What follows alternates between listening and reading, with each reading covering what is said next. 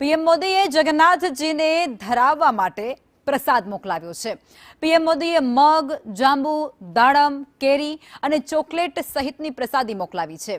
આ પ્રસાદમાં dry fruits પણ સામેલ છે। નરેન્દ્ર મોદી જ્યારે સીએમ બન્યા હતા ત્યારથી જ તેઓ અવિરત આ પ્રસાદ દર વર્ષે મોકલતા આવ્યા છે।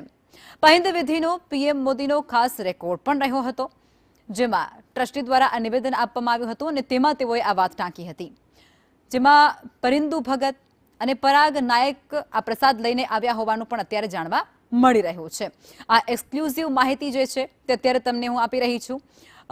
વડાપ્રધાન મોદી દ્વારા જે પ્રસાદી આપવામાં આવે છે તે આવી ચૂકી છે।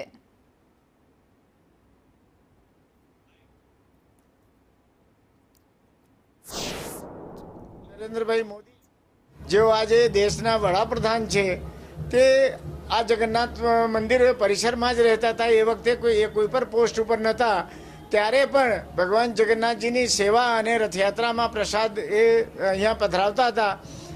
એ પરંપરા એમને ત્યારથી જ ચાલુ રાખી છે।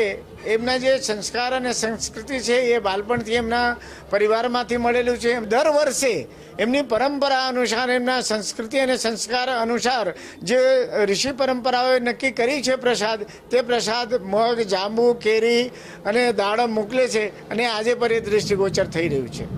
ભગવાન જગન્નાથજીની 149મી રથયાત્રા આવતીકાલે નીકળશે। પહેલા આજ વડાપ્રધાન નરેન્દ્ર મોદી દ્વારા મંદિર ખાતે આ પ્રસાદ જે છે તે મોકલવામાં આવ્યો છે।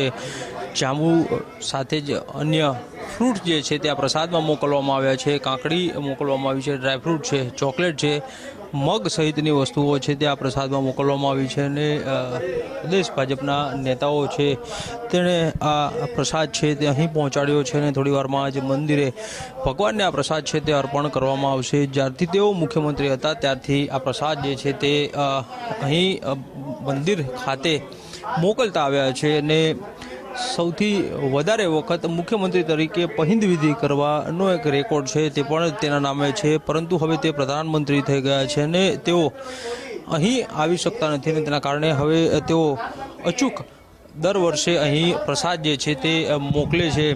આ વખતે પણ ભાજપના નેતાઓ છે તેણે આ પ્રસાદની ટોકરીઓ જે છે તે અહીં મોકલી છે અને તેણે પોતાની આસ્થા છે તે ભગવાન જગન્નાથજી માટે થઈ અને વ્યક્ત કરી છે। કેમેરામેન સંદીપ રાઠોડ સાથે કશ્યપ જોશી, સંદેશ ન્યૂઝ, અમદાવાદ।